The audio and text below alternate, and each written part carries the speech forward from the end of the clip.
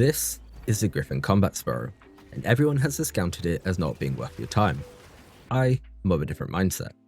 As the saying goes, the Gryphon is what you make of it.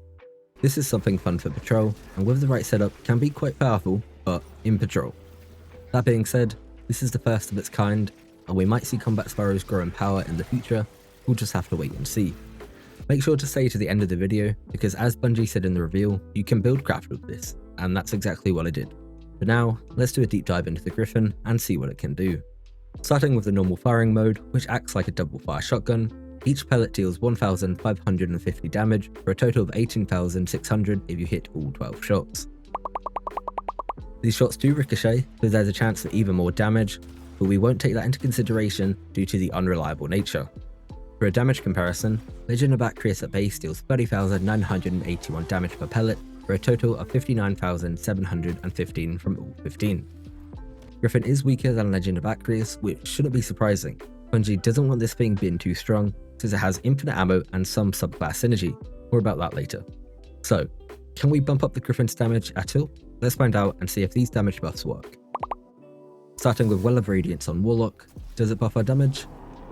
The answer is no. Our pellets still deal 1,550 each. Next up, I tried using Song of Flame to see if the pellets were considered kinetic, which would allow them to apply Scorch. Unfortunately, getting on the Gryphon just ended my super. Finally, Ward of Dawn on Titan with the Helm of State 14 to give us Weapons of Light, which I didn't realise was moved to that exotic. The more you know. So, do we finally have a winner? If you're a detective, you've probably already come to the conclusion that I have. The answer is, once again, no. It seems that the Gryphon's guns are not considered as actual guns. This means you cannot buff the damage or make use of mods like siphons or surges. It's a shame, but wait, we can indirectly buff our damage. How? Weaken. This affects how much damage an enemy receives, but not how much damage we deal. If we had two enemies side by side, one weakened and one not, the weakened enemy would show a higher damage number. Now, keep this in the back of your mind, because it's going to be important later. Onto the secondary firing mode. This is a multi-tracking shot with a cooldown that applies an elemental effect depending on your equipped super.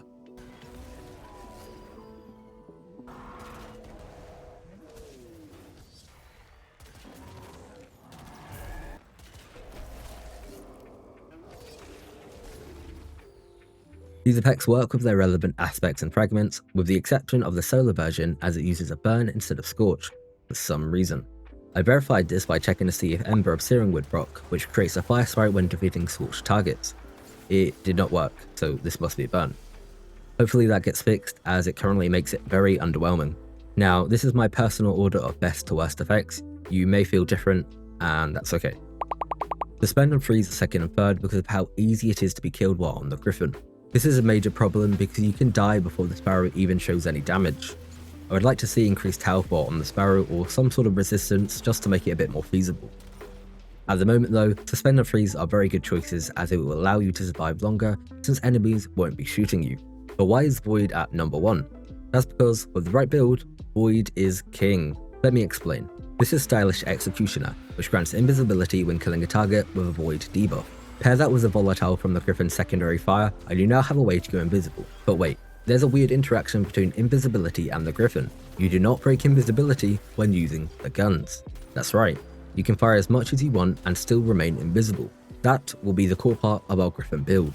Now, equip On the Prowl as your second aspect and Gryphon Vest as your exotic armor piece. On the Prowl will create a weakening cloud when killing a priority target, and entering that cloud will turn you invisible, while Gryphon Vest creates another weakening cloud when you exit invisibility.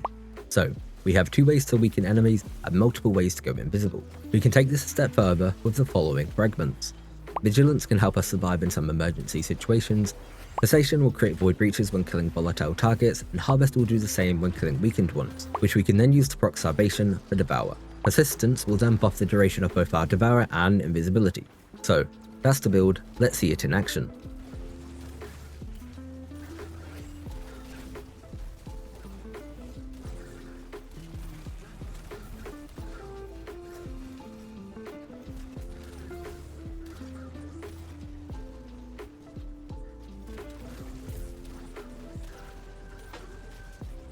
As you just saw, I was invisible for the entire time.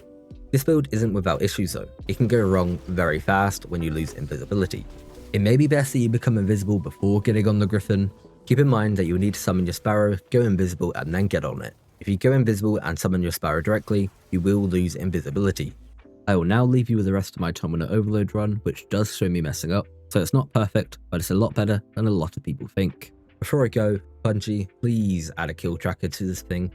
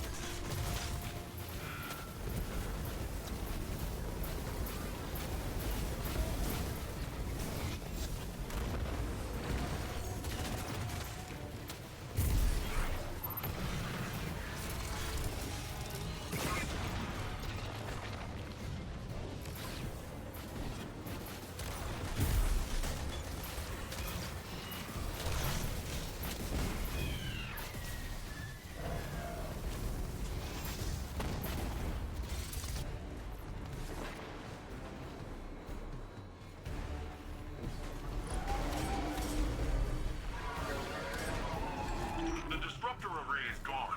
Maybe not for good, but for now the Cloud Arc is